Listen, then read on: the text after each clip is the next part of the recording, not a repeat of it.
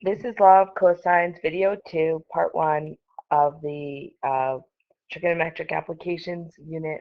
I originally recorded this, however, YouTube thought it was too long, so I have to shorten it a little bit. So I'm going to pause and do some work and then come back to it so that you can get the whole gist, but without all the clunkiness of the keyboard. So this is the law of cosines, and if you look at it, it is very similar to the Pythagorean theorem. You've learned Pythagorean theorem to be c squared equals a squared plus b squared, but this is not the Pythagorean theorem in that we have an extra piece over here that has to deal with other pieces of the triangle. Now, if I put a triangle up here for us to just look at again, and it doesn't matter what kind of triangle, this is a right triangle, but it doesn't matter what the triangle is. If you recall that we said that the capital letters would be the angles, and the lowercase letters are the sides opposite those angles. So in our case here, we traditionally have this as a right triangle. But what if we don't know it's a right triangle and we have another angle measurement, maybe this angle over here, and we don't know that it's used a right angle? It looks like it could be a right angle, but what if it's not? Pictures aren't always drawn to scale. So we use this formula to find the missing side or a missing angle given the other information. So in this problem, we're going to assume that we know two sides, B and C, and they're included angle A. Does this mean that every single time we draw a triangle, we have to draw it the same way with the same labels? No, as you see, we're going to use different letters and different values. But the big idea here is that you have this letter A going on with this opposite side. So you have two sides, the included angle, and the third side is involved in the problem. That is when you would know law of cosines is appropriate. So if you have your note sheet out and you take a look here, it says an example, in a parallelogram, two adjacent sides meet at an angle of 108 degrees. The sides are 17 feet and 23 feet long. Determine the length of the shorter diagonal to the nearest foot. So the very first thing we need to do is find a parallelogram. I bring one from here. And that's step one. If you remember the steps from the area video, step one is always draw the picture. So if I draw this picture, here's my parallelogram. I look, this appears to be the obtuse angle, so I'm going to label that with 108. And then I'm going to say that the diagonals are 17. This is the shorter one. And the longer one is 23. It's a parallelogram, so we know that opposite sides are congruent. And think for a moment, what else do you know about a parallelogram with their angles? You should know that consecutive angles are supplementary in a parallelogram, and opposite angles are congruent in a parallelogram. So that's a 72 up there. These two are both 72. These two are both 108 degrees. So now it says determine the shortest diagonal. So if we look at these, it's a little big, but I'm going to just use it for demonstration purposes. Here are the two diagonals. And if I'm trying to decide which one's shorter, hopefully you could see that this angle, this diagonal is longer than this one. So we are not looking for this diagonal. We can just cut it right out. We're looking for this diagonal. And if you notice, the triangle that we're left with has 23, 72 degrees, and 17, either side that we look at this. And our unknown then is x. So we are looking for what is this length. So if we examine just this triangle, we use the formula from above. I'm going to type it out a little bit differently here because we have some different information, and I'm going to shorten, type this a little smaller so we can fit more. We have x squared instead of a squared. That's the side opposite the angle is x squared is equal to 17 squared. Now, because this is a video, I'm skipping the step where I actually type the formula.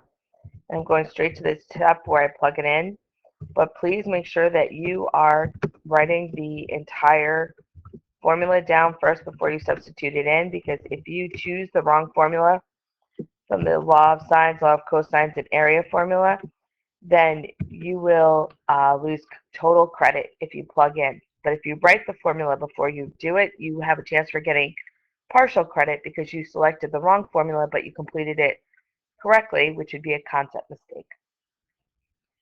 So we get to this part, and now in order to simplify our lives, we've plugged in everything. We have the x squared, side 1 squared plus side 2 squared minus 2 times side 1 times side 2 times the cosine of the included angle.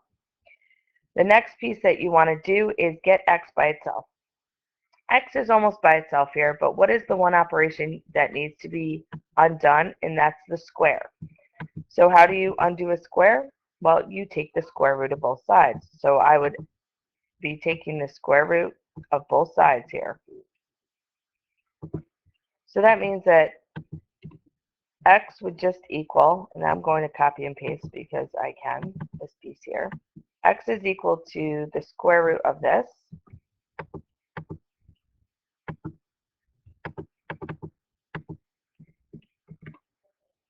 And I'm going to use my pen out here to put the square root symbol in.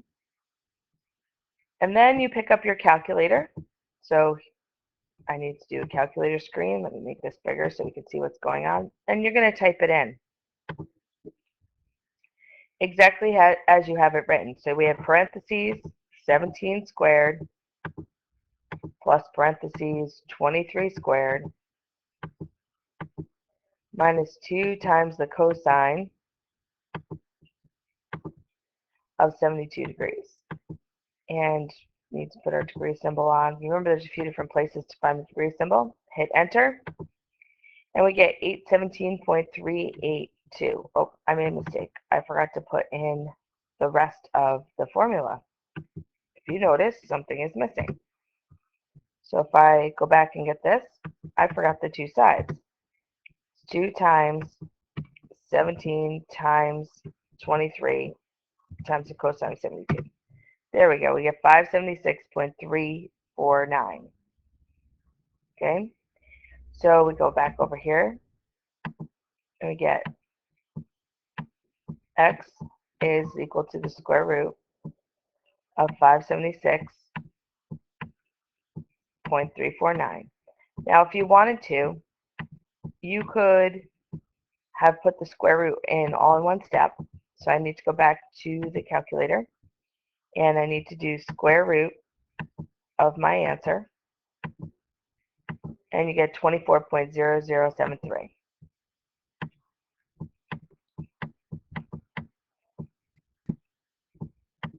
And then we need to round to the nearest foot, which would be 24 feet.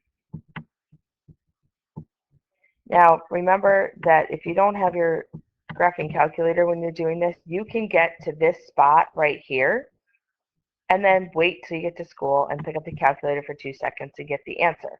It's more important and it's more about the setup than it is about pushing the final buttons on the calculator.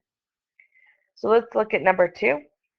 The big deal is drawing the picture. It says a triangular lot, so we need a triangle. And it doesn't matter what it looks like. 506.8 feet on one side and 602 feet on another side. Measure of the angle between them is 57.4 degrees. So you could choose any one of these sides. I'm going to choose this one to be 602.5. This one over here is 506.8. And the angle between them is here, and this would be 57.4 degrees.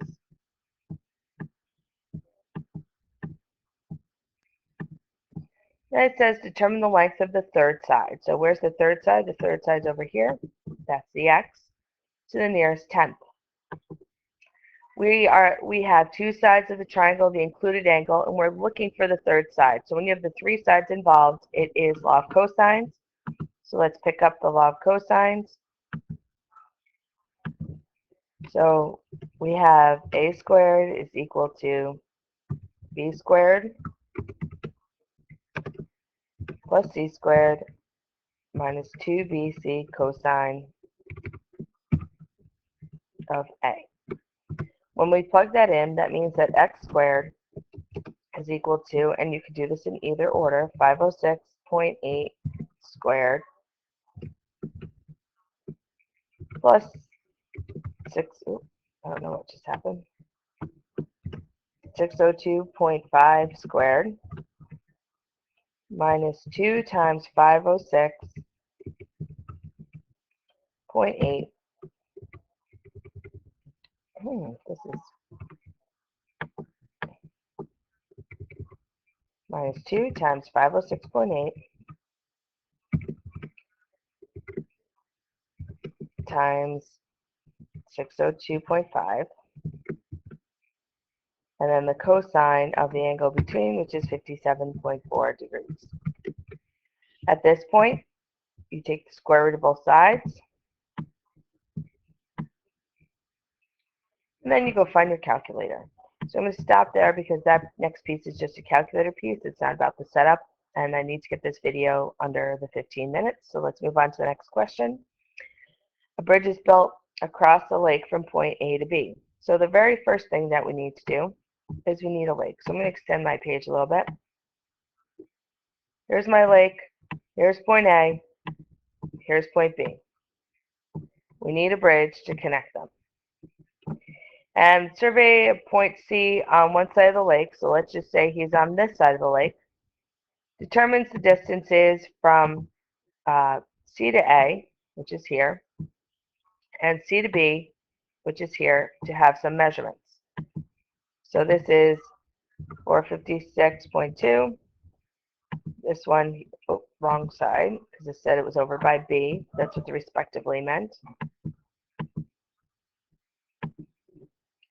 The other piece is 429.8, and you get the 48.7 degrees to be right here because that's in between 48.7 degrees. Now I'm going to pause the video. I want you to try to do the entire video, and then I'm going to put up the work and the answers. So pause now and then check.